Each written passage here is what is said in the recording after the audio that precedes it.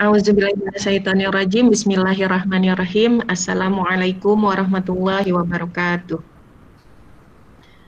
Innal hamdalillah nahmaduhu wa nasta'inuhu wa nastaghfiruh wa na'udzubillahi min shururi anfusina wa min sayyiati a'malina may yahdihillahu fala mudhillalah wa may yudlil fala hadiyalah. Rabbi shrah li sadri wa yassir li amri wahlul 'uqdatam min lisani yafqahu qawli.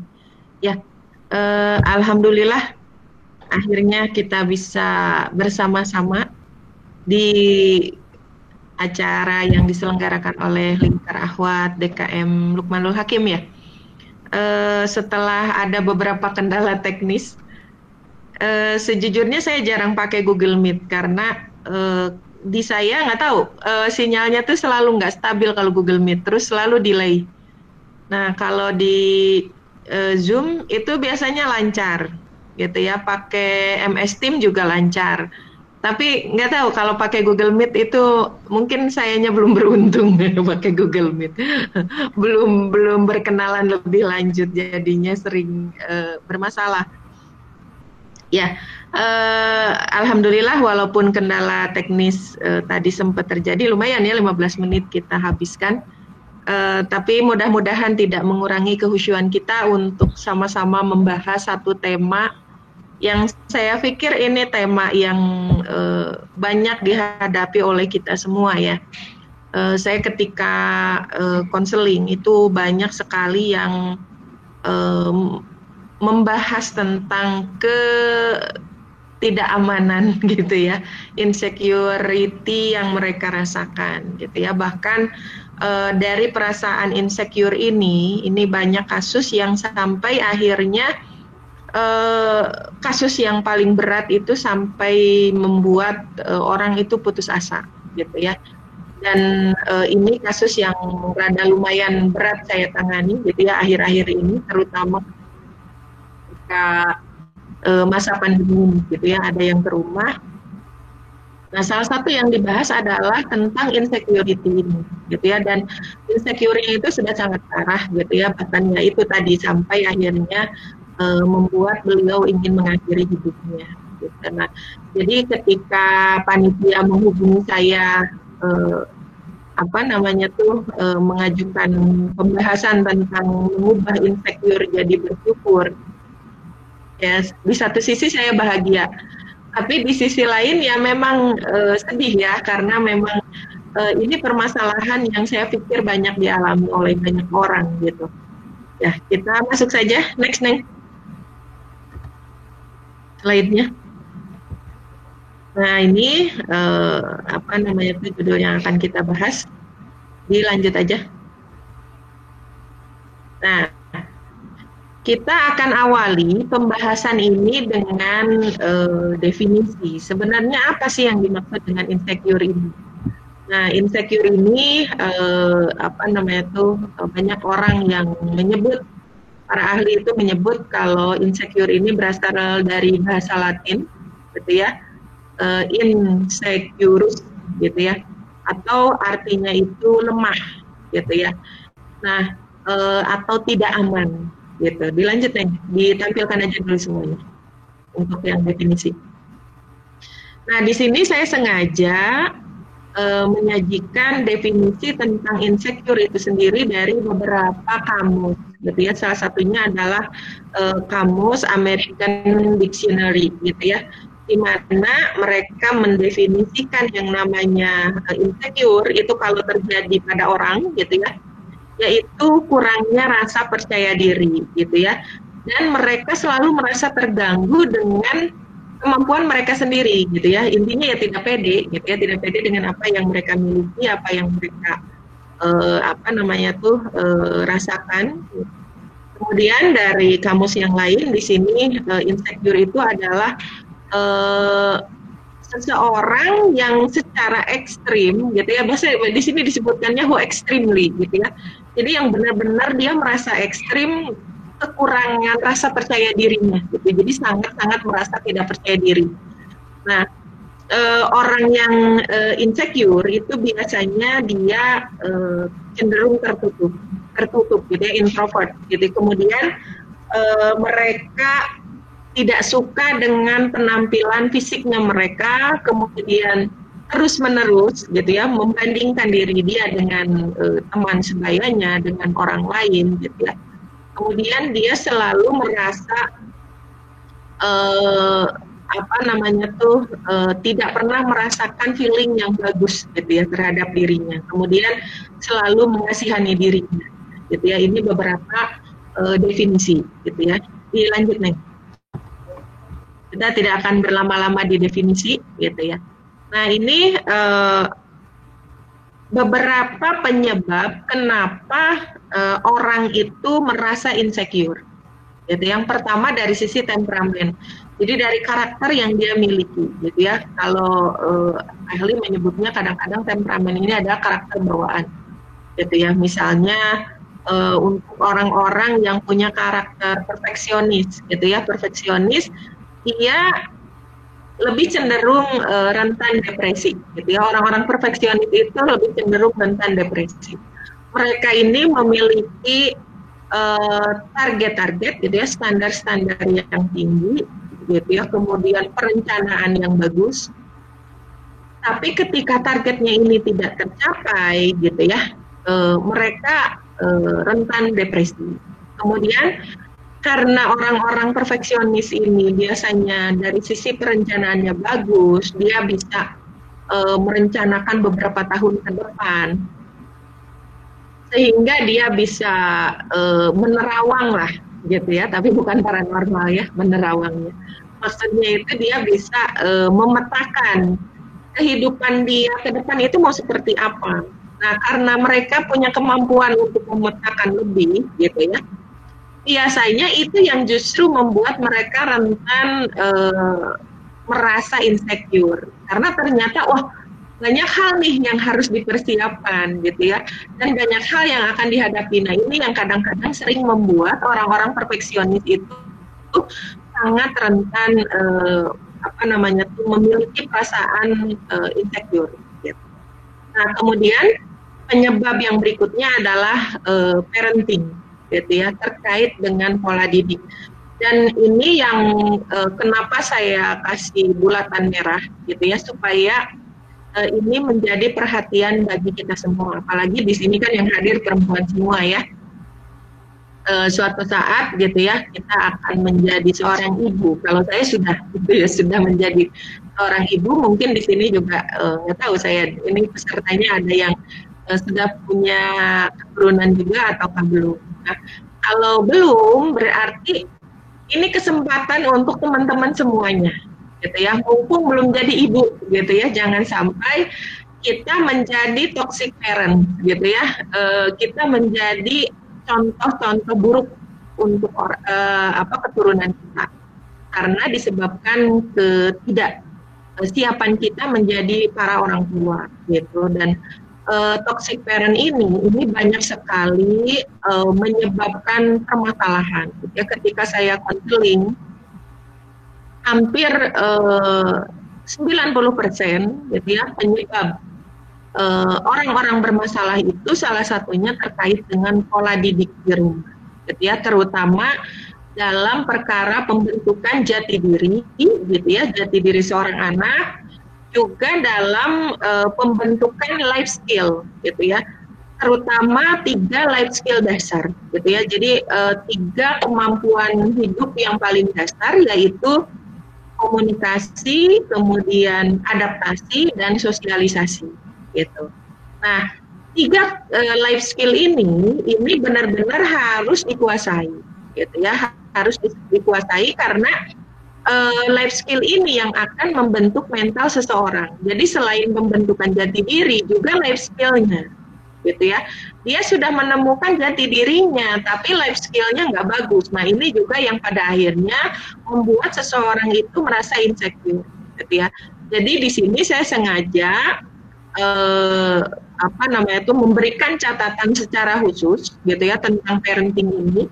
Karena awal pembentukan jati diri seseorang itu di rumahnya, gitu. Dan pembentukan jati diri ini layaknya, gitu ya, harusnya itu sudah beres sebelum seseorang itu balik, gitu ya, akil balik gitu ya. Beda ya akil dengan balik. Kalau akil itu sudah sempurna akalnya, kalau balik itu sudah sampai gitu ya, secara fisikly, secara biologisnya dia memang sudah sampai kepada apa namanya tuh kematangannya. Nah, biasanya kalau balik itu ditandai dengan tanda-tanda fisik. Misalnya kalau perempuan menstruasi gitu ya, kemudian kalau laki-laki mimpi basah gitu ya, itu tanda balik gitu ya. Sementara kalau akil, nah banyak orang-orang yang sudah balik tapi akilnya belum sempurna gitu ya. Harusnya justru gitu ya ketika balik itu ya akil gitu. Jadi bersamaan antara akil dengan baliknya itu harusnya bersamaan. Nah, dan ini problem yang kita hadapi bersama, gitu ya. Dan mudah-mudahan dengan acara ini, gitu ya, salah satunya kita bisa berkontribusi untuk melakukan perbaikan, minimalnya perbaikan untuk diri kita sendiri. Gitu. Jadi yang akan kita bahas, gitu ya, nanti ketika kita bicara bagaimana cara mengubah insecure menjadi bersyukur itu, kita akan bahas di masalah parentingnya yang banyak gitu ya, karena kita sekarang itu adalah hasil dari pembentukan pola didik keluarga juga pembentukan lingkungan gitu. Nah, jadi kita akan lebih banyak membahas yang saya lingkari merah ini. Nah, kemudian penyebab berikutnya gitu ya dari insecurity ini adalah bullying gitu ya. Nah, saya juga banyak menghadapi kasus-kasus bullying gitu ya ketika konseling, dan kalau saya pribadi gitu ya ketika menganalisis atau menangani kasus bullying itu tidak fokus di apa sih sebenarnya yang dia bully gitu, karena gini, orang itu gitu ya tidak semata-mata membuli kita kalau tidak ada bahan untuk dibully gitu, kan nggak mungkin gitu ya ujuk-ujuk orang ngebully kita kalau memang nggak ada sesuatu yang bisa mereka korek untuk ngebully kita. Nah, jadi kalau saya menangani kasus bullying, biasanya saya nggak fokus ke apa yang mereka bully, tapi bagaimana kita meningkatkan kapasitas diri kita gitu ya. Kita fokus kepada kelebihan kita, karena biasanya yang jadi bahan bulian itu kekurangan gitu ya, kekurangan kita. Jadi kelebihan kita tuh jarang orang yang mau membuli gitu ya. Nah makanya supaya kita nggak jadi korban bullying, maka yang harus kita lakukan adalah tingkatkan value diri gitu ya. Makanya ketika saya menangani kasus yang murni bullying gitu ya, itu biasanya ya kita ke coaching, akhirnya coaching kalau memang nggak ada masalah konseling ya. Kalau ada masalah pribadi biasanya langsung ke coaching. Tapi kalau ada masalah yang memang harus dikonseling dulu ya kita konseling dulu, baru nanti pada akhirnya coaching. Misalnya gitu ya, kayak pernah saya menangani kasus dia jadi korban bullying dan bullyingnya parah sampai akhirnya dia sering blackout gitu ya, jadi sering pingsan gitu ya. Nah sering pingsan tiba-tiba gitu tanpa apa namanya itu sebab, kadang-kadang dia pingsan atau malah ketika ada sebab gitu ya, ketika bullyingnya dilakukan oleh teman-temannya dia pingsan gitu ya. Nah ketika masuk ke saya gitu ya kasusnya, dan setelah ditelusuri salah satunya adalah ketidakmampuan dia dalam penguasaan 3 life skill dasar, yaitu komunikasi, adaptasi, dan sosialisasi gitu ya. Nah maka setelah diketahui akar masalahnya di mana, ya sudah akhirnya kita coaching gitu ya, bagaimana cara kita berkomunikasi, bagaimana cara kita bersosialisasi, kemudian bagaimana cara kita beradaptasi. Nah ini yang pada akhirnya kita lakukan gitu. Nah dan bullying ini sering sekali apa ya berdampak ke psikologis yang berat. Ya salah satu contohnya tadi ya sampai blackout gitu ya. Jadi sampai ada apa namanya tuh kerusakan di jaringan otaknya gitu ya, saking beratnya beban psikologis yang dia tanggung. Gitu. Nah, ini salah satu penyebab dari insecurity, yaitu bullying. Kemudian body image gitu ya. Nah, disadari ataukah tidak gitu ya. Di iklan-iklan coba kita lihat sekarang gitu. Selalu yang iklan produk apapun lah, bahkan sampai produk ban gitu ya. Biasanya perempuan gitu. Dan perempuannya selalu yang tinggi, langsing gitu ya, kulitnya putih dan good looking gitu ya, kayak gitulah. Kayak mungkin teman-teman yang udah alumni atau yang mau alumni gitu ya, ketika ngelamar pekerjaan selalu ada kata-kata itu. Apalagi kalau misalnya yang di ini ya, yang teman-teman di tata niaga mungkinnya akan sangat terkait. Kalau di teknik kadang-kadang sih ada gitu ya yang mensyaratkan good looking gitu ya. Tapi kalau jarang kalau di teknik. Tapi kalau teman-teman yang di tata niaga saya pikir kebanyakan gitu ya di lowongan-lowongan pekerjaan itu selalu ada persyaratan good looking, sehingga ketika mereka tidak merasa good looking dalam tanda kutip gitu ya, sesuai dengan persepsi masyarakat, akhirnya dia merasa insecure, dia nggak suka dengan dirinya sendiri gitu ya. Oh, saya harus langsing. Bahkan ada kasus-kasus yang sampai diet ketat yang akhirnya merusak dirinya secara fisik maupun secara mental gitu ya. Jadi body image yang ada di masyarakat ini juga bisa menjadi penyebab insecurity gitu ya, bagi perempuan maupun laki-laki. Akhirnya yang merasa dirinya tidak good looking jadi minder, akhirnya nggak ikut bergaul gitu ya. Ini yang menghalangi dia untuk mengoptimalkan gitu ya kemampuannya.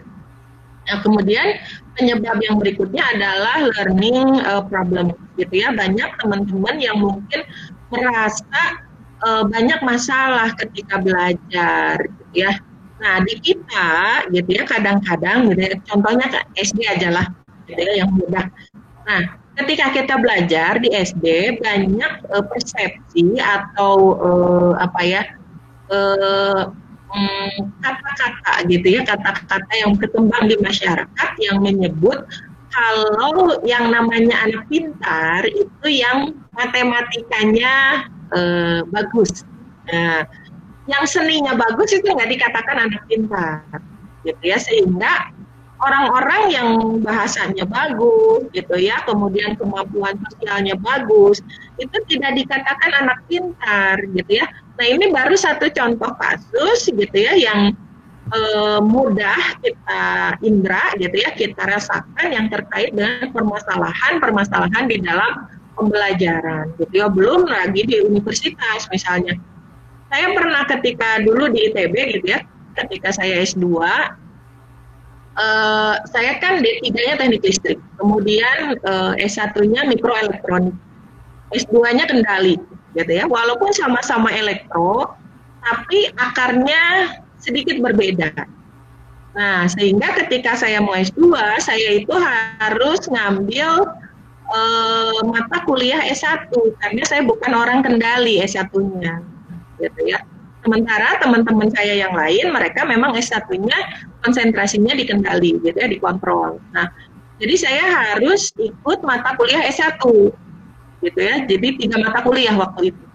Nah, ketika saya ikut mata kuliah S1, gitu ya, hari pertama saya kuliah, dan teman-teman saya kan memang anak asli ITB ya, dari tingkat 1 sampai waktu itu tingkat akhir, gitu ya, saya ikut kelasnya, memang asli anak ITB. Ketika dosen ngomong A, wih keren-keren gitu ya, dosen ngomong ini bisa gitu ya, dosen nanya ini bisa. Sementara saya yang kulali, ini mereka ngomongin apa sih? Gitu. Saya bingung gitu ya. Bahkan istilah-istilahnya saja saya sudah banyak yang lupa. Ya udah mas, saya kuliah yang beneran serius gitu waktu D3 itu 2002.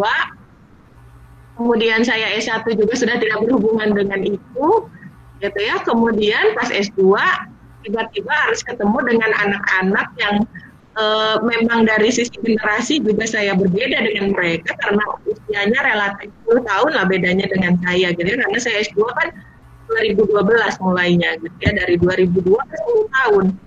Nah, belum software-software yang memang obsolete gitu ya. Dan saya mah nggak belajar itu, sementara mereka kan belajar gitu. Dan ini menjadi tantangan tersendiri gitu ya. Waktu awal kuliah saya sempat merasa insecure gitu. Ih, kok saya kayak butiran debu di tengah padang pasir gitu ya. Di tengah-tengah mereka yang ditanya ini bisa, ditanya itu bisa gitu ya. Nah, kebetulan ada teman saya yang memang dia ngambil fast track gitu ya. Jadi dia ngambil fast track, jadi ada mata kuliah S1 yang memang dia masih ikuti waktu itu. Jadi saya saya berusaha mengatasi insecure saya gitu ya. Saya dari sisi usia jauh dari mereka gitu ya, dari sisi pengetahuan tentang itu saya kalah dari mereka, tapi saya punya nilai lebih di situ. Nah, dari sana gitu ya, saya mulai bangkit gitu ya. Di hari pertama itu saya walaupun awalnya sempat merasa insecure, akhirnya ketika dosen ngomong, walaupun saya nggak ngerti dia ngomong apa sih, saya catat semuanya gitu ya. Saya catat, pulang dari kelas gitu ya, saya pergi ke perpustakaan. Saya cari keyword-keyword itu gitu ya, kemudian saya bundel gitu ya semuanya apa yang dibicarakan sama dosen saya, bahkan semua mata kuliah yang terkait dengan kendali itu dasar-dasarnya saya clipping semuanya. Jadi saya fotokopi, saya clipping semuanya, pulang ke rumah saya sudah punya satu bundel gitu ya. Dan di situ saya pelajari, saya baca, oh tadi tuh mereka tuh ngomongin ini tuh gitu ya, karena saya sudah punya punya bundelnya gitu. Besoknya pas saya kuliah, teman-teman pada nanya, teman-teman S2 gitu ya, pada nanya, Mbak itu apa? Saya bilang, ini kalau saya bilang tuh, ini tuh modal saya, gitu. Modal saya kuliah kendali gitu. Karena ya itu semua dasar-dasar saya clipping di situ. Lihat dong, kata mereka. Pas dilihat, ternyata, ini semuanya dasarnya ada di sini. Mbak kok kepikiran sih? Kata mereka gitu. Mau dong ngopi, akhirnya di fotokopi itu sama satu angkatan. Adik kelas, pas ada adik kelas, mereka juga ikutan, gitu ya. Semuanya pada kopi si bundel itu. Nah, itu salah satu bagaimana cara kita, gitu ya, mengatasi insecure-nya kita. Oke, kita lemah dari sisi itu, tapi jangan menyerah di situ, jangan berlarut-larut. Karena kalau kita berlarut-larut dalam perasaan insecure kita, yang ada kita bukannya bangkit, gitu, kita akan makin terpuruk, gitu. Nah, itu salah satu contoh penyebab insecurity dalam masalah belajar, gitu ya. Kemudian ada juga penyebab insecurity adalah perasaan bersalah, gitu ya. Kadang kita merasa bersalah terus gitu ya. Nah, jangan begitu gitu ya. Nanti kita akan bahas lah. Kemudian juga kegagalan dalam hidup kita. Nah, kadang-kadang seringnya kita mengalami kegagalan ini menjadi penyebab perasaan insecure yang ada di dalam hidup kita. Nah, kemudian ada masalah trauma gitu ya. Nah, ini yang berat gitu ya.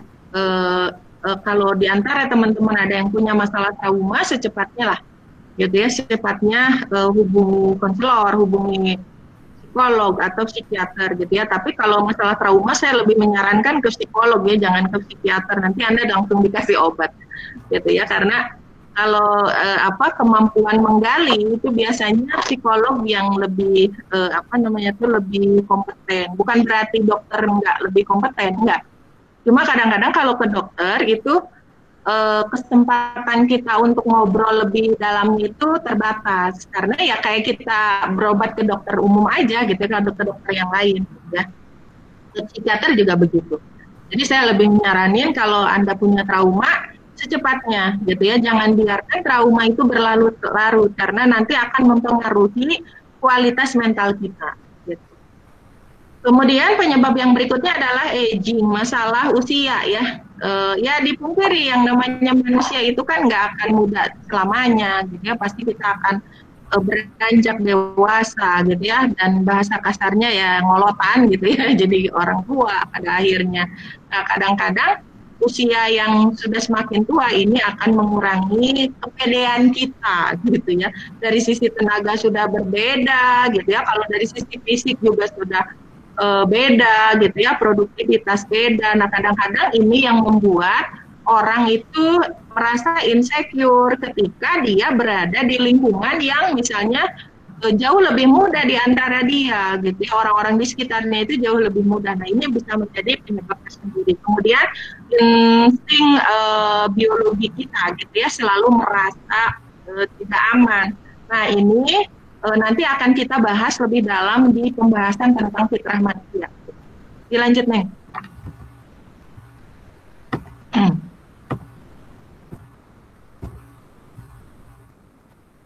Nah, bagaimana sih tanda-tanda kalau kita terkena serangan, ini kayak serangan jantung ya, tanda-tanda kalau kita mengalami perasaan insecure. Sebenarnya perasaan insecure itu normal gitu ya, nanti kita akan bahas di fitrah manusia gitu ya.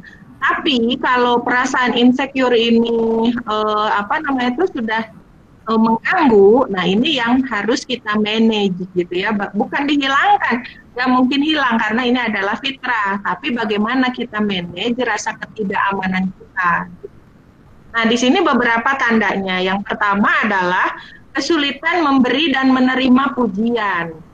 Memberi pujian gitu ya, kadang-kadang karena kita merasa diri kita saya nggak mampu dalam bidang itu, jadi ketika ada orang yang mampu dalam bidang itu males kita ngasih pujian gitu. Atau misalnya kita menerima pujian gitu, kita nggak mau nerima pujian, misalnya orang kamu itu punya potensi yang banyak loh gitu. Ini saya kasih contoh gitu ya. Saya pernah bertemu dengan seseorang gitu ya, beliau itu insecurities-nya parah kalau menurut saya gitu ya, self itunya juga, confidence-nya juga parah gitu ya. Saya pernah mengatakan, dirimu tuh mutiara loh, saya bilang gitu, atau emas lah gitu. Cuma emas itu gitu ya, masih belum kelihatan emasnya, bisa jadi tertutup lumpur lah, kotoran lah, atau apalah gitu ya, saya bilang. Nah, enggak, dirimu tuh overestimate, kata dia gitu. Enggak, saya enggak overestimate. Mau bukti? Nah, saya kasih tahu kan, kebetulan dia alumni gitu ya. Terus saya bilang, nih lihat, ketika kamu kuliah aja gitu ya, nilai kamu bagus, terus kamu sekarang kerja di perusahaan Bonafide gitu. Coba kalau kamu nggak punya potensi, nggak mungkin kamu bisa dapat IPK bagus, bisa kerja di tempat yang bagus. Saya bilang begitu. Enggak, tapi kamu overestimate. Dia bilang kekeh gitu ya. Saya tuh bukan emas, saya bukan mutiara. Terus saya bilang, ya enggak, senawan lah sok hayangna gitu ya, saking keselnya. Dibilang emas nggak mau, dibilang mutiara nggak mau. Sampai dia bilang, ya saya mah hanya seonggok batu, dia bilang gitu. Ya baiklah, kalau kamu merasa diri kamu batu, saya bilang bukankah batu juga bermanfaat? Saya kasih contoh. Kalau nggak ada batu, itu nggak mungkin ada gedung-gedung menjulang tinggi, saya bilang, karena fondasinya dari batu. Terus kalau misalnya nggak ada batu, nggak mungkin tuh si jalan-jalan aspal itu bisa kuat begitu, saya bilang. Itu kan karena batu. Dan kamu harus tahu, saya bilang, tahu nggak pasukan Israel itu takut sama anak-anak Palestina, itu diserangnya pakai apa? Bukan pakai bom, saya bilang. Mereka pakai batu, dikatepel, kata saya teh. Batu kan? Kalaupun kamu memang merasa diri kamu itu batu, ya kan batu itu tetap ada gunanya, saya bilang. Allah tuh nggak sia-sia menciptakan manusia, tetap berguna, tetap punya kelebihan. Nah, saya pikir ketika saya ngomong begitu, dia akan naik gitu ya, kepercayaan dirinya. Parahnya dia bilang kayak gini, tapi saya batu pun bukan batu yang begitu. Sampai saya bilang, aduh gobrag, capek lah ngomong sama dia.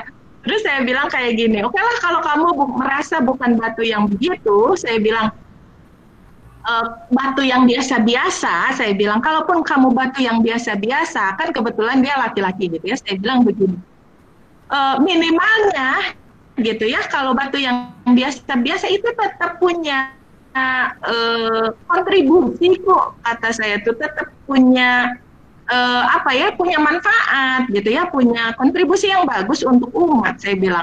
Minimalnya buat istri kamu, saya bilang. Kalau ada anjing, batunya bisa dilemparin buat ngelempar anjing, saya bilang begitu.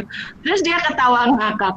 Kata dia, dirimu seheboh itu baru ya ketemu orang kayak saya, kata dia gitu. Nah iya, kata saya baru ketemu dengan orang yang benar-benar kepercayaan dirinya tuh parah gitu. Sampai dia ketawa gitu ya. Saya tuh apa namanya tuh beneran baru ketemu orang yang begitu gitu ya. Sampai berapi-api saya waktu itu ngomongnya gitu. Nah jadi orang-orang yang apa namanya tuh merasa insecure gitu ya, dia tuh sulit untuk memberi pujian, juga sulit untuk menerima pujian karena dia merasa enggak, kamu overestimate gitu ya. Nah ini salah satu tandanya. Kalau teman-teman ada yang tanda begitu, hati-hati gitu ya. Nah kemudian yang kedua adalah tidak dapat mempertahankan kontak mata. Salah satu gitu ya teori komunikasi gitu ya, komunikasi lisan yang bagus gitu ya, attitude gitu ya, salah satu adab ketika kita ngobrol dengan orang adalah kontak mata gitu ya. Jadi kita menghargai orang yang lagi ngomong, dan orang yang ada di hadapan kita juga menghargai kita ketika kita ngomong. Nah orang-orang yang memiliki perasaan insecure dalam dirinya, dia nggak pede gitu ya ketika ngomong gitu ya, nggak pede. Jadi dia nggak mau ketemu mata dengan mata, jadi eye contact-nya nggak mau dia gitu. Nah kemudian selalu meminta maaf berlebihan gitu, jadi berlebihan, sedikit-sedikit minta maaf, sedikit-sedikit minta maaf gitu, karena dia merasa tidak pede dengan apa yang sudah dia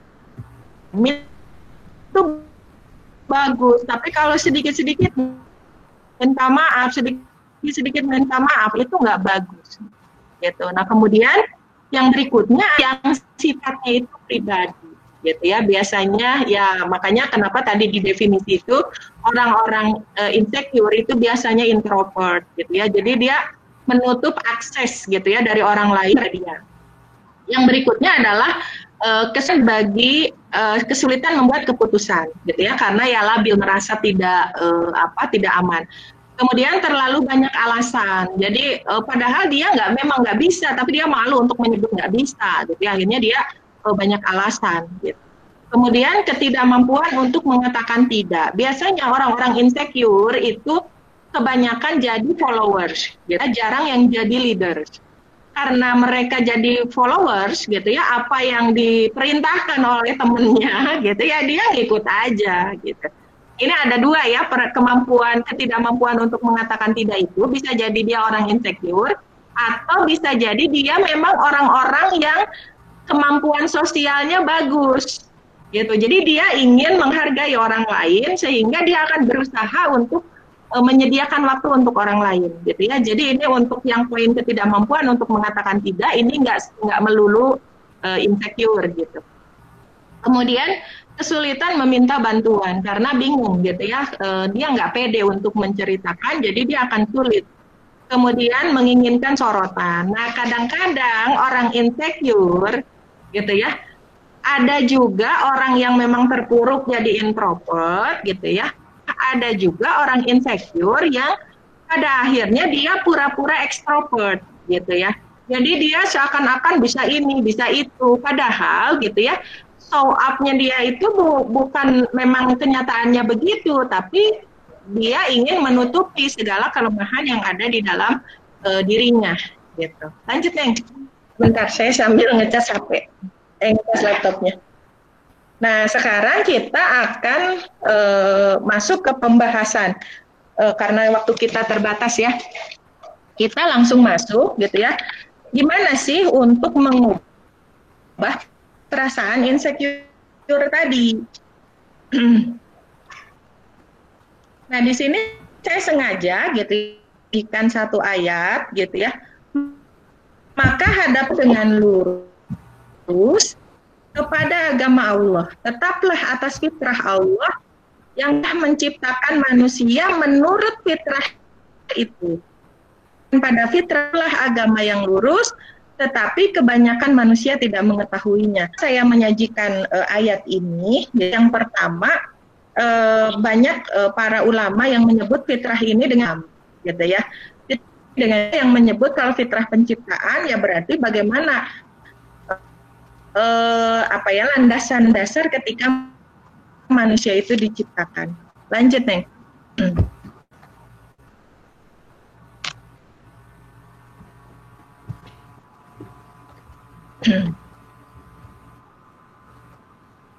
Nah, ini cara insecure.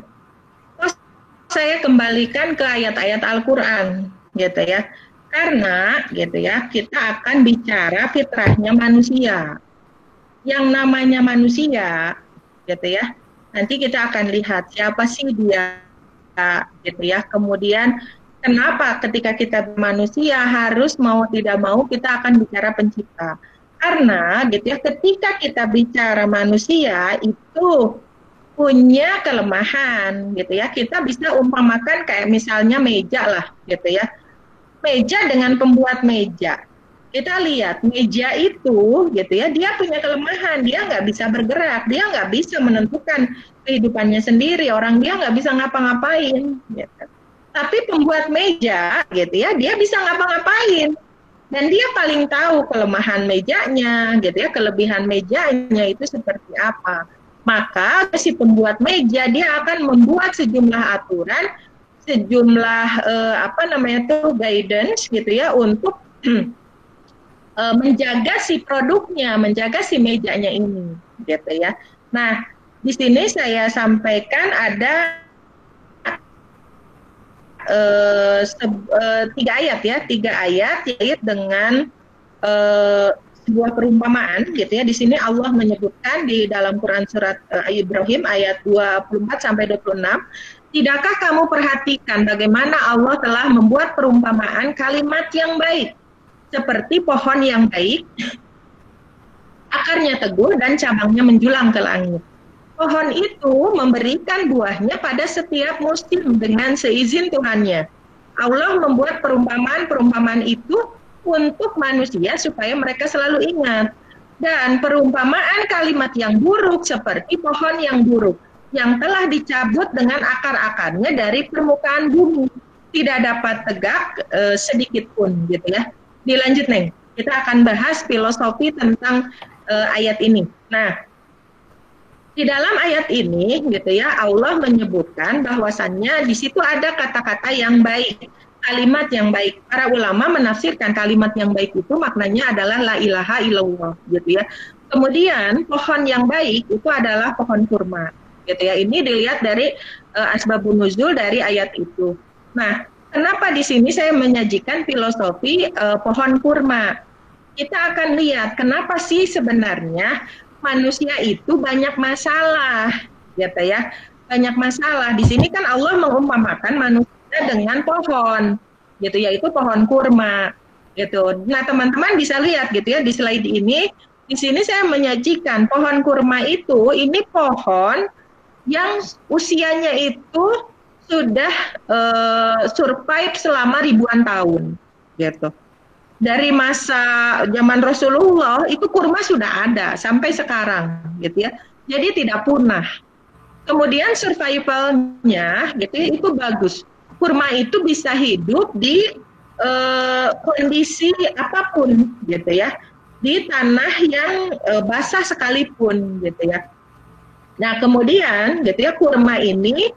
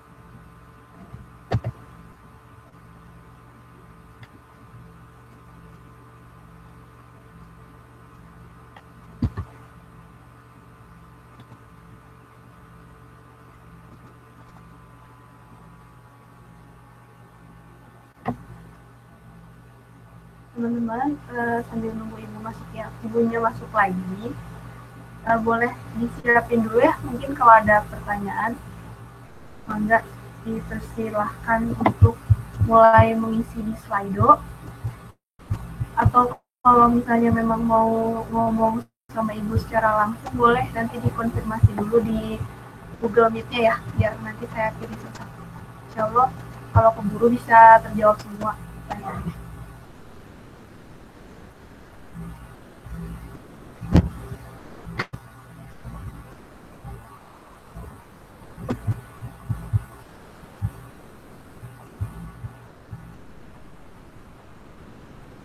Kalau udah masuk, kalau nggak ada 2 pertanyaan masuk, boleh kata-kata yang lain dipersiapkan pertanyaannya.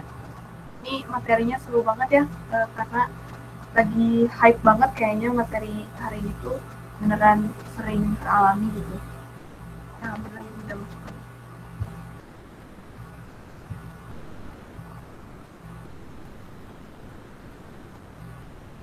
Halo Ibu.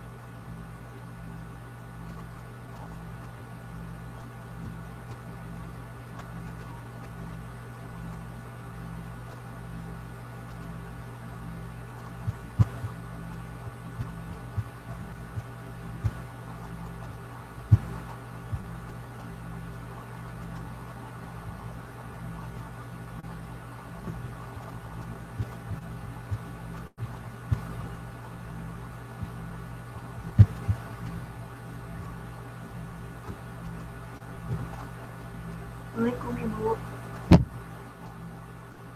Gangguan sinyal sepertinya.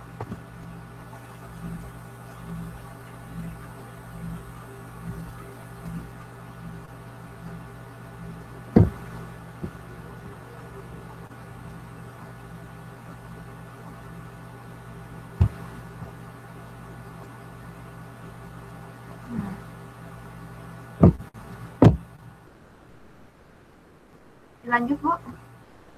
Halo? Udah connect ya? Udah Bu, alhamdulillah. Tinggal saya share screen lagi. Ya. Oke. Ya, share screen saya layan ya. Jadi, maaf tadi sinyalnya hilang lagi. Entahlah, saya kalau pakai Google Meet selalu begini. Jadinya saya kurang suka pakai Google Meet karena suka tiba-tiba menghilang. Kadang-kadang kalau pakai Zoom itu dia sinyalnya sama ya, pakai WiFi yang sama. Ya, kita lanjut lagi. Tadi kenapa gitu ya filosofisnya itu pohon kurma. Jadi kurma ini dari sisi ketahanan usianya dia sudah ribu. Kemudian ya dia ini dari sisi ketahanan buahnya, teman silahkan baca gitu ya tentang pohon kurma gitu ya. Makanya kenapa di dalam perumpamaan ayat tadi itu ternyata yang dimaksud dengan pohon itu adalah pohon kurma. Nah, kalau kita bicara perumpamaan sebuah pohon gitu ya, kenapa pohon itu dia bisa memiliki buah yang lebat, batang yang kuat, kemudian cabang-cabang, ranting-ranting yang kuat, gitu. Nah, itu semua tidak mungkin terjadi kalau tidak punya akar yang kuat, gitu ya. Si akar ini memang tidak terlihat dan lama sekali, gitu ya. Menumbuhkan akar itu lama sekali. Beda kalau akar ini sudah kokoh, gitu ya. Sekalinya dia berbuah itu cepat, gitu ya, berbuah lagi. Nah, kalau diibarat manusia ini diibaratkan sebagai sebuah pohon gitu ya. Ketika pohon ini punya banyak masalah gitu ya, berarti akarnya itu belum kuat gitu. ketika dalam hidup kita gitu ya punya banyak masalah, berarti akarnya ini belum kuat gitu. Maka perkokohlah si akar ini. Nah, kalau dari sisi manusia, kapan dia akan mengokohkan akar ini? Gitu ya. Kalau kita bicara tadi gitu ya, 90% permasalahan hidup manusia itu gitu ya terkait dengan bagaimana keluarga itu mendidik anak-anaknya gitu ya. Maka untuk memperkuat pohon itu diawali dari proses jauh sebelum menikah gitu. Neng dilanjut aja gitu. Jauh sebelum dia menikah. Kenapa gitu ya? Karena untuk menghasilkan bibit yang bagus, maka gitu ya induknya juga harus bagus, ibu bapaknya harus bagus. Kalau misalnya induknya tidak bagus, ya bagaimana kita bisa menghasilkan bibit-bibit yang unggul gitu. Nah, makanya proses ini dimulai dari sebelum kita menikah. Bagaimana kita meningkatkan value diri gitu ya. Yang terpenting dalam menikah itu bukan bekal materi. Gitu ya, banyak yang salah kaprah. Saya nggak mau nikah dulu karena saya belum mapan. Padahal gitu ya, yang dibutuhkan pada saat menikah itu bukan hanya materi. Kalau permasalahan materi itu permasalahan yang kalau saya bilang itu cetek gitu ya. Kenapa cetek? Karena ada permasalahan yang jauh lebih besar dari itu gitu ya. Nah, maka bekal terbaik untuk mengarungi kehidupan berumah tangga adalah bekal pertama sakofah gitu ya. Bagaimana kita memahami ilmu-ilmu tentang pernikahan, terutama ilmu-ilmu Islam. Kalau kita balikan, kenapa sih kok Islam dasarnya, kenapa enggak yang lain? Kita akan bicara tentang potensi manusia. Ini akan terjawab. Kenapa kok kembalinya ke fitrah penciptaan itu adalah Islam? Gitu. Kalau kita lihat, manusia itu diberikan 3 potensi mendasar, yaitu yang pertama adalah potensi akal, gitu ya. Kemudian potensi kebutuhan jasmani, kemudian potensi naluri, dan naluri ini ada 3, yaitu naluri untuk mempertahankan diri, gitu ya, dan insecurity itu ada di sini, gitu ya, di naluri ini. Kemudian naluri untuk menyayangi orang lain, gitu ya, untuk melestarikan jenis, yaitu kemudian yang terakhir adalah naluri untuk mensucikan sesuatu. Nah, ketiga potensi mendasar ini dimiliki oleh seluruh manusia. Dan gitu ya, 2 potensi itu sama dimiliki oleh hewan, yaitu potensi yang mana? Kebutuhan fisik juga naluri gitu. Nah, 2 potensi ini sama dimiliki oleh hewan. Tapi potensi yang pertama yaitu akal, ini yang membedakan manusia dari hewan. Gitu, dan potensi ini tidak dimiliki oleh hewan, gitu. Nah, potensi ini gitu ya, memiliki karakter masing-masing. Gitu. Ketika kita bicara kebutuhan jasmani, karakternya seperti apa? Apa sih yang dimaksud dengan kebutuhan jasmani? Contohnya kita butuh makan, kita butuh minum, kita butuh udara, kita harus tidur gitu ya. Kemudian kita harus berbahagia gitu ya. Itu kebutuhan-kebutuhan yang sifatnya kemudian kita juga butuh istirahat, kita butuh bersosialisasi gitu. Nah, apa yang membuat sosialisasi itu menjadi penghantar dari kebutuhan fisik? Yaitu kita nggak akan mungkin dapat makanan, nggak akan mungkin dapat minum gitu ya kalau kita tidak bersosialisasi dengan orang lain. Jadi intinya kebutuhan fisik itu kita butuh buang hajat gitu ya, itu adalah kebutuhan fisik. Nah, kemudian yang kedua adalah kebutuhan naluri. Apa itu kebutuhan naluri? Kebutuhan naluri ini adalah insting. Kalau bahasa orang lain itu ada yang menyebut insting gitu ya. Insting ini adalah naluri yang Allah bekali kepada kita. Gitu. Nah, di dalam naluri ini ada naluri untuk mempertahankan diri. Ini yang terkait langsung dengan pembahasan kita, yaitu terkait dengan insecurities. gitu ya. Nah, naluri untuk mempertahankan diri ini ada beberapa manifestasi di dalamnya. Contohnya kayak ego gitu ya, kemudian perasaan khawatir, perasaan takut gitu ya, kemudian perasaan ingin eksis gitu ya. Nah, ini semuanya ada di naluri mempertahankan diri dan ini juga ada di dalam naluri hewan gitu. Nah, kemudian gitu ya si naluri-naluri ini nanti guna lagi. Nah, naluri-naluri ini gitu ya, ini dimiliki juga oleh hewan. Nah, setiap kebutuhan jasmani dan naluri ini punya karakter masing-masing. Waalaikumsalam. Nah, punya karakter masing-masing. Yaitu apa karakternya? Yang pertama, kalau kita bicara kebutuhan jasmani, dia akan muncul dari dalam diri kita sendiri. Jadi tidak butuh rangsangan dari luar, maka akan muncul. Kayak perasaan lapar, haus, butuh udara. Itu nggak perlu lihat udara dulu gitu ya, kita baru bernafas, butuh nafas kan enggak. Gitu ya, itu munculnya dari dalam. Kemudian kalau dia tidak dipenuhi dalam jangka waktu yang lama, maka akan menimbulkan kematian. Ini karakter kebutuhan jasmani.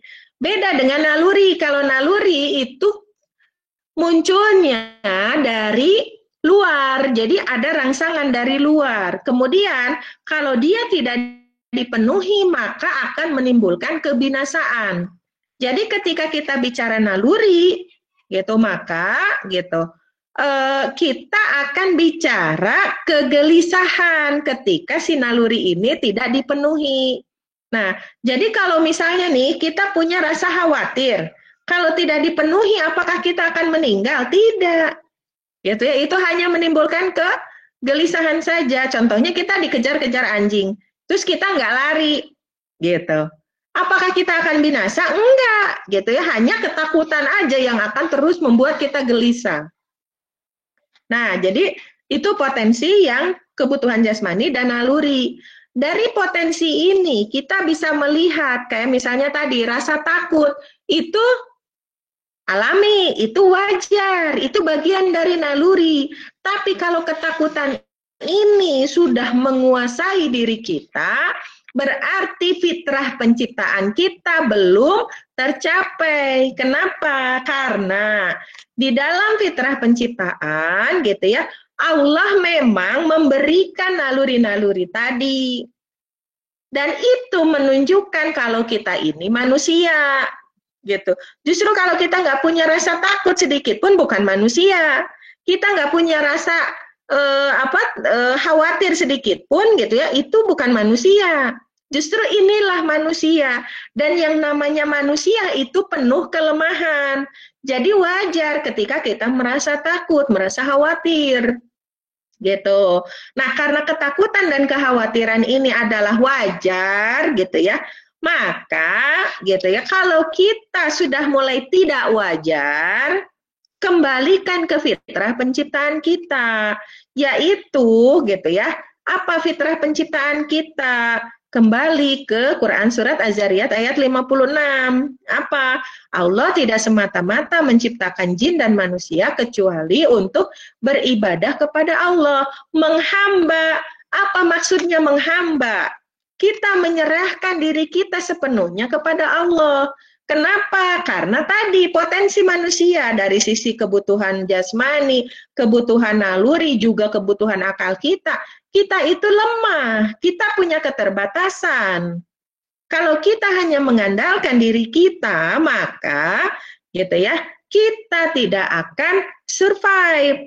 Gitu ya, namanya sesuatu yang lemah, itu nggak akan pernah kuat. Siapa yang akan memberikan kekuatan? Ya, yang maha kuat. Gitu.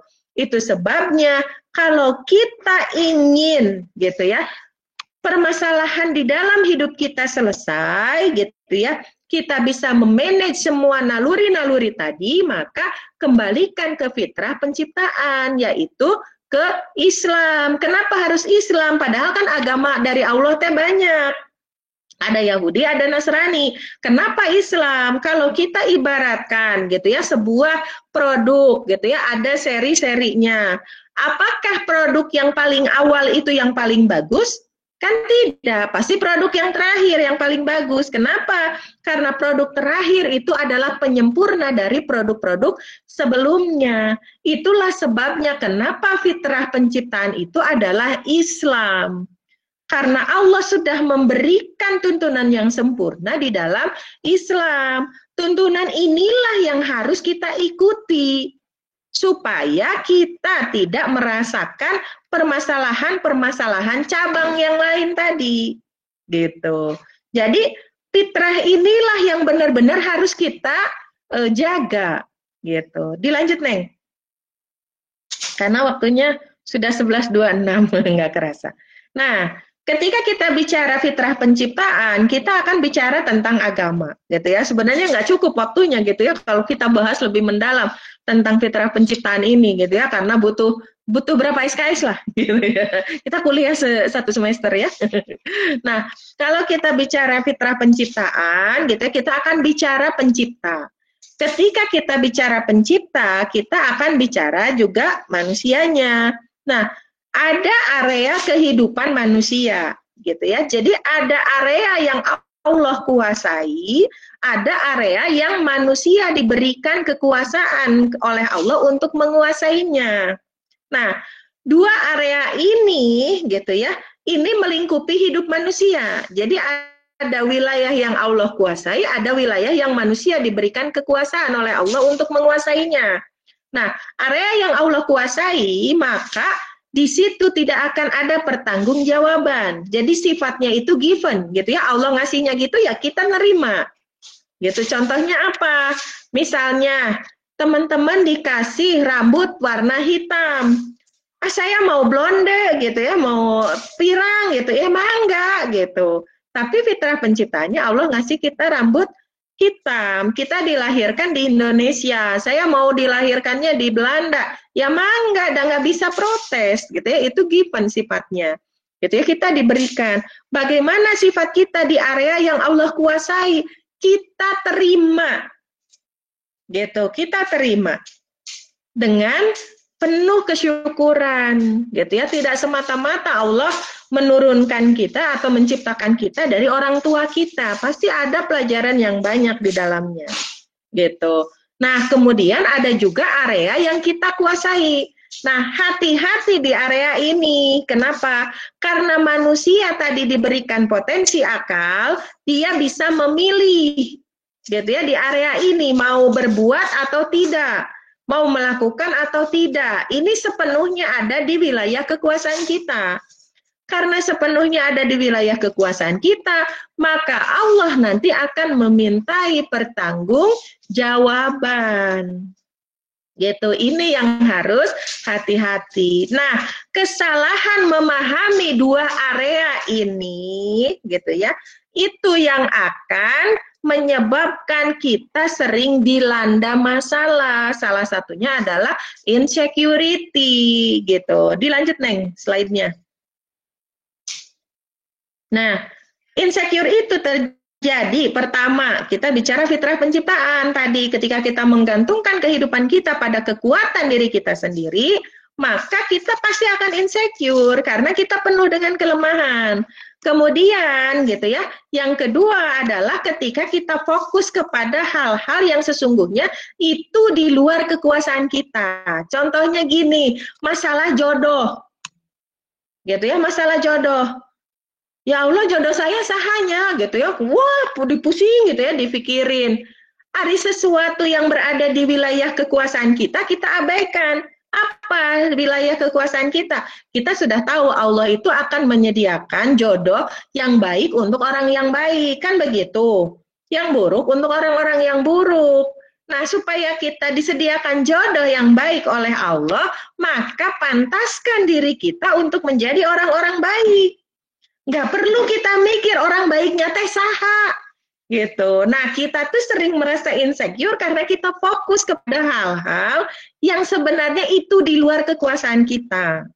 Contohnya masalah IPK gitu ya, nilai. Masalah nilai itu di luar kekuasaan Anda gitu. Tapi usaha untuk mencapai nilai yang baik itu itu justru kekuasaan Anda. Kita yang harus mengupayakannya. Karena masalah nilai itu ada faktor lain. Salah satunya misalnya dosena bager gitunya, atau gua dosena sentimen gitu. Kan bisa jadi kita sudah berusaha sungguh-sungguh, nilainya harusnya bagus karena dosennya sentimen jadi jelek. Bisa jadi kan? Itulah yang namanya di luar kekuasaan kita. Jadi jangan fokus kepada hal-hal yang di luar kekuasaan kita. Nah, kemudian insecure itu terjadi ketika kapasitas diri kita lemah, gitu. Karena kita punya banyak kelemahan, akhirnya kita ragu, gitu ya. Semuanya ragu, semuanya takut, semuanya khawatir, gitu. Nah, keraguan, kelemahan ini salah satunya yang membuat kita insecure. Kemudian yang terakhir adalah ketika kita sudah tahu kalau diri kita lemah, diri kita banyak kurangnya, kita malas untuk memperbaiki diri. Nah, hati-hati generasi sekarang itu generasi yang sering menyebut dirinya itu generasi rebahan. Nah, hati-hati nih generasi rebahan nih, apalagi di tengah pandemi ya, semuanya di kamar gitu ya, belajar di kamar, belajar di rumah gitu ya, semuanya di rumah, nggak kemana-mana gitu. Nah ini hati-hati, ini akan membentuk habits baru kita nanti ke depannya. Padahal gitu ya, kalau kita sudah tahu punya kelemahan, jangan fokus di kelemahan kita, karena kita pasti punya kelebihan. Kayak tadi saya pernah cerita ketika saya S2 gitu ya, saya punya kelemahan di situ. Usia saya sudah jauh dari anak-anak sekarang. Kecepatan berpikir saya juga berbeda dengan anak-anak sekarang gitu ya. Tapi saya punya kemampuan yang lain. Nah, itu yang akhirnya saya perbaiki gitu. Jadi seperti itu. Masih ada nggak, Neng? Slide-nya lupa saya. Nah, ini slide penutup ya. Slide penutup ini seringkali kita merasa insecure karena kita mengandalkan diri sendiri. Kadang-kadang kita lebih percaya ke asuransi yang memberikan jaminan, gitu ya. Ketika bicara pendidikan, kita ikut asuransi pendidikan, bicara kesehatan, ikut asuransi kesehatan. Padahal di dalam asuransi sendiri penuh dengan ketidakpastian. Nah, yang tidak pasti menjamin aja kita masih mau nyoba, gitu ya. Ini yang udah jelas-jelas memberikan jaminan. Kenapa kita nggak mau mendekat? Nah, ini kesalahan terbesar kita. Karena tidak mau mendekat kepada zat yang benar-benar sudah memberikan jaminan kepada kita. Nah, apa aja jaminan yang diberikan oleh pencipta kepada kita? Yang pertama, di Quran surat Al-Mu'minun ayat 1, Allah memberikan jaminan kita akan beruntung. Bagi siapa? Qad aflahal mu'minun. Berarti jadilah orang-orang mu'min. Gitu ya, biar dapat jaminan kita beruntung. Kemudian gitu ya, kita akan diberi petunjuk seperti di dalam Quran surat Al-Hajj ayat 54. Sesungguhnya Allah Subhanahu wa taala adalah pemberi petunjuk bagi orang-orang yang beriman kepada jalan yang lurus, beriman lagi, gitu ya. Kemudian mendapat pertolongan Allah Subhanahu wa taala, dan kami selalu berkewajiban menolong orang-orang yang beriman. Coba. Tuh, jaminannya kurang apa coba? Gitu ya. Kemudian jaminan kemuliaan atau kekuatan. Kemudian jaminan meneguhkan kedudukan kita. Dilanjut nih. Ini bisa dibaca sendiri ya. Nah, kemudian ini juga beberapa jaminan yang lain yang Allah sudah berikan jaminan. Gitu. Allah akan memberikan rasa aman nih. Coba. Orang-orang yang beriman dan tidak mencampur adukan iman dengan kezoliman, mereka itulah orang-orang yang mendapat keamanan. Dan mereka itu adalah orang-orang yang mendapat petunjuk. Coba, Allah sendiri sudah menjamin kita dengan rasa aman. Syaratnya apa? Dari tadi, iman deui gitunya. Karena itulah dasar dari semuanya. Gitu. Ini yang kadang-kadang gitu ya membuat kita itu punya banyak masalah dalam hidup. Karena tadi kita itu udah melemah nggak jago gitu ya, nggak jago segala hayang kusorangan gitu ya. Terus puguh orang teh loba kelemahan, udah pasti kita teh punya banyak kelemahan. Kenapa masih mengandalkan kemampuan diri kita?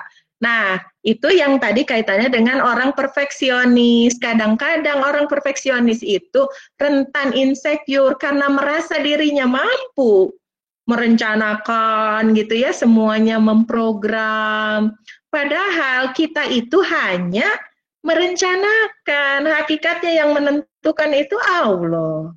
Gitu ya. Nah, jadi kesimpulannya bagaimana cara kita mengubah ketidakamanan kita, keinsecurean kita, yaitu dengan kembali kepada Allah, kembali ke agama Allah. Di situ tuntunannya banyak gitu ya. Teman-teman bisa lihat di Quran surat At-Tolak gitu ya, ayat 2 dan 3, Allah sudah memberikan jaminan juga bagi siapa orang-orang yang bertakwa. Oh, Allah akan memberikan jalan keluar dan Allah akan memberikan kecukupan, memberikan rezeki kepada kita dari arah yang tidak disangka-sangka. Syaratnya cuma itu kok gitu. Nah, makanya perbaharui keyakinan kita kalau memang kita belum punya keyakinan yang mendalam tadi. Jadi kalau kita ingin mengubah insecure kita menjadi apa-apa yang layaknya kita syukuri, ya kembalikan semuanya kepada yang memberikan nafas, yang memberikan nyawa gitu ya. Semuanya kembalikan ke situ. Jadi yang tadinya kita takut, aduh saya serba takut, ya harusnya bersyukur. Bersyukur kenapa? Kita masih manusia. Gitu ya, kita masih punya rasa takut. Tapi kalau takut-takutan terus-menerus gitu ya, ini yang harus hati-hati. Ini adalah godaan setan. Sengaja setan itu menghembuskan gitu ya, supaya kita apa? Was-was gitu kan. Teman-teman bisa baca di Quran surat Anas gitu ya, tiap hari mungkin kita baca ya di dalam sholat karena itu pendek ayatnya gitu ya. Nah, si setan ini itu akan menghembuskan rasa was-was di dalam dada kita. Fi sudurinas gitu ya. Di dalam dada-dada manusia. Jadi hati-hati. Sekali was-was itu wajar. Kita manusia. Tapi kalau was-was terus-terusan itu adalah datangnya dari setan. Karena kalau kita mendekat kepada Allah bukan was-was, kita akan pede. Orang Allah sudah memberikan jaminan, kuntum khairu ummah, kita itu umat terbaik loh.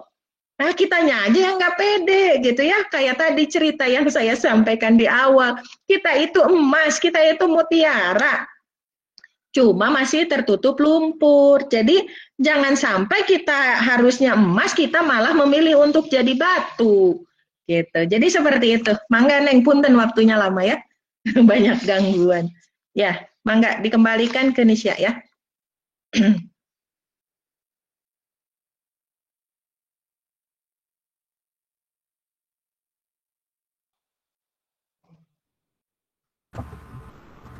Ya, alhamdulillah. Ya Allah Ibu sangat speechless saya Bu jujur mendengarkan materinya sangat mendalam gitu ya, jadi tamparan juga buat diri sendiri gitu. Karena waktunya nggak banyak lagi ya, sebelumnya mungkin saya mau bacain dulu pertanyaan yang udah masuk lewat Slido dulu. Nah, ini ada pertanyaan dari anonim Bu. Sebenarnya itu bagaimana sih Bu cara untuk selalu meningkatkan kepercayaan diri gitu? Karena selalu merasa kurang gitu Bu. Berarti balik lagi ke itu ya Bu ya, balik lagi ke Allah lagi ya Bu ya. Sebenarnya kayak gitu ya Bu kali. Simpelnya gitu. Mangga Bu dijawab aja dulu. Ya, kalau bagaimana caranya meningkatkan kapasitas, yang pertama benar, kembalikan semuanya sama Allah. Nah, untuk kita benar-benar mendapatkan keyakinan kepada Allah, itu tidak mungkin kita dapatkan kalau kita tidak pernah mendekat kepada Allah, gitu ya.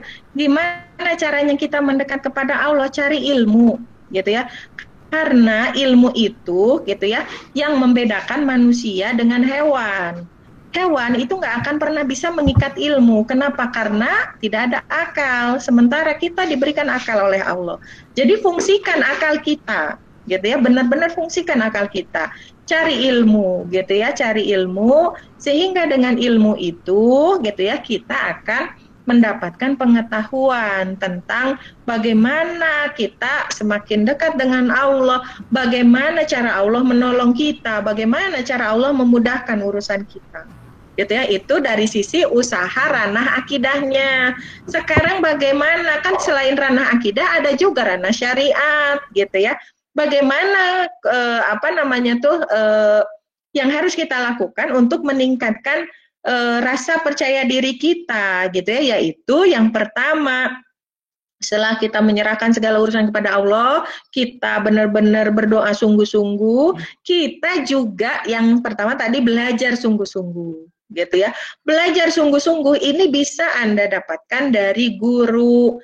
Saya selalu menyarankan gitu ya, ketika kita belajar, carilah guru yang benar-benar ayat namanya jirimna kalau kata orang Sunda mah gitu ya, ada fisiknya guru itu gitu ya. Jangan sampai bisa sih dari nonton YouTube Anda dapat guru, dari Anda baca buku Anda dapat guru, tapi keberkahannya akan lain kalau Anda benar-benar datang gitu ya, ngajuk-juk gitulah, pergi gitu ya, pergi mendatangi guru.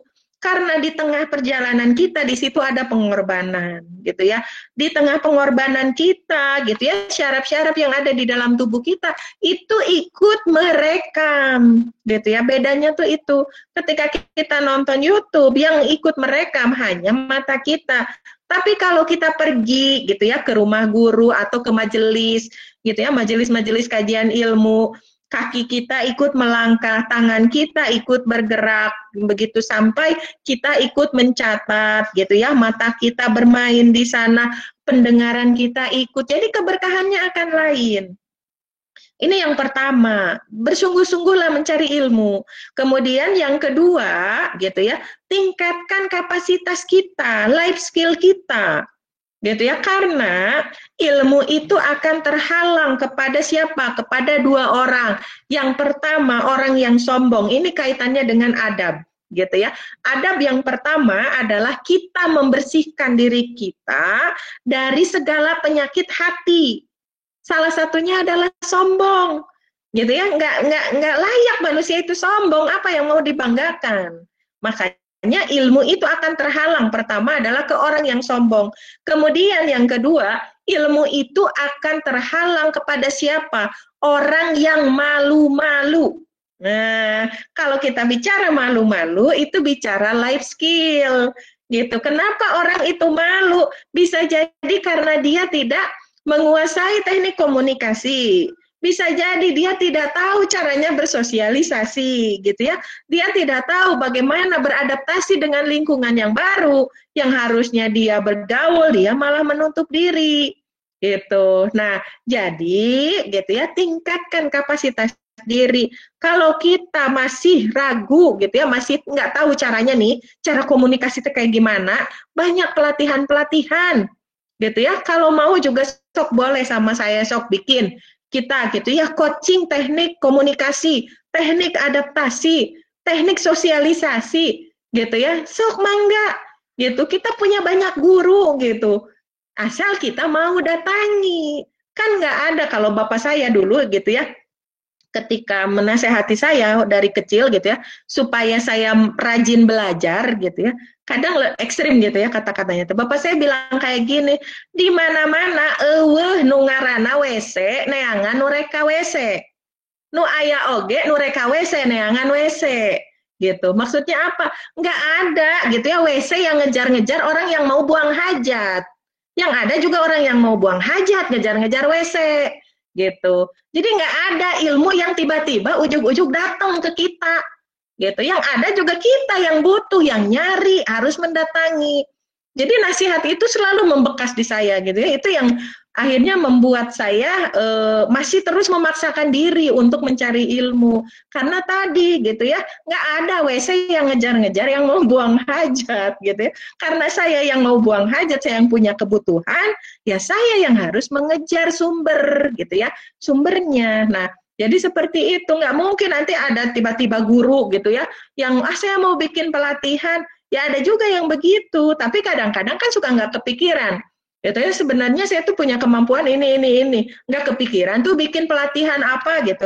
Tapi ketika misalnya tiba-tiba ada mahasiswa, Bu, saya mau pelatihan ini, Bu, Ibu bisa ngisi nggak? Jadi kan kepikiran, oh iya, saya punya kemampuan di situ, kenapa nggak kita berbagi? Nah, itu maksudnya. Ketika Anda mengejar guru teh jadi kepikiran. Yang tadinya, saya teh biasa aja nggak mau bikin slide-slide gitu ya. Tiba-tiba, udah memang kebutuhannya begitu tuh kan. Guru juga jadi ikut berkembang gitu. Nah, jadi seperti itu. Jadi, tingkatkan usaha langit juga usaha bumi. Gitu. Intinya begitu, Neng, untuk meningkatkan kepedean. Ya, terima kasih Bu. Nah, selanjutnya Bu ada pertanyaan lagi. Ibu, bagaimana mengasah naluri? Apakah saat naluri kita selalu cemas bersosialisasi karena mempertahankan diri, cemas karena pandangan miring tentang fisik katanya Bu? Mengasahnya itu gimana katanya? Ya, naluri itu tidak mungkin dihilangkan karena itu bagian dari fitrah kita. Tapi yang bisa kita lakukan adalah mengendalikan. Bagaimana cara kita untuk mengendalikan? Kembali ke syariat kita nuntunnya kayak gimana. Ketika kita ragu dengan fisik kita misalnya, gitu ya, Allah sudah jelas-jelas di dalam Al-Quran menyebut setiap manusia itu derajatnya sama. Yang membedakan itu apa? Ketakwaannya juga ilmunya, gitu. Maka tidak layak kita mencemaskan diri kita, gitu ya, dengan fisik kita. Tapi tingkatkan kemampuan kita supaya tadi menjadi orang-orang yang derajatnya diangkat oleh Allah, yaitu orang yang takwa dan orang-orang yang berilmu, gitu. Jadi naluri itu akan terkendali ketika kita sudah paham akidah. Naluri itu akan terkendali ketika kita setelah paham akidah juga paham syariat.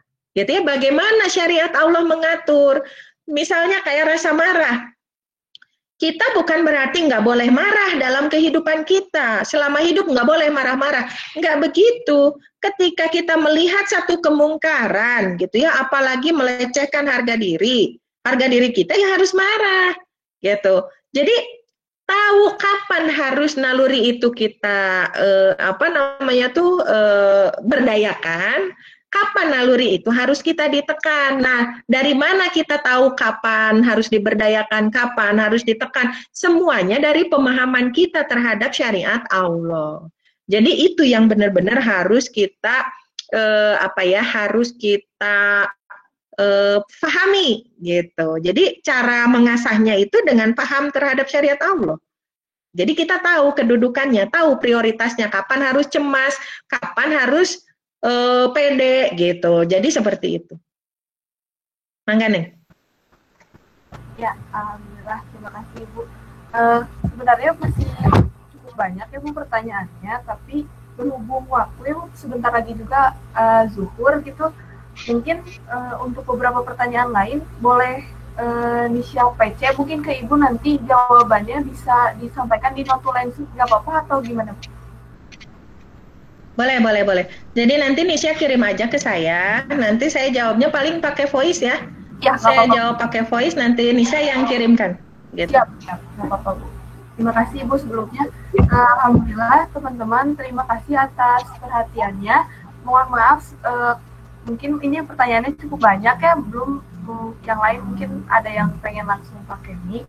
Mohon maaf sebelumnya karena sebentar lagi zuhur ya, nggak boleh melewati waktu sholat juga gitu teman-teman. Nah, sekali lagi terima kasih kepada Bu Endang yang sudah mau menyempatkan hadir sebagai pemateri, dan insya Allah ya materinya sangat sama-sama nih. Sangat speechless Bu, jujur dari semua materi Ibu tuh ngena banget gitu. Terus terima kasih juga kepada teman-teman yang sudah menyempatkan hadir di sini sampai akhir, dan juga teman-teman panitia. Nah, untuk sekarang sebelum ditutup ya, ini link untuk presensinya ya. Bentar.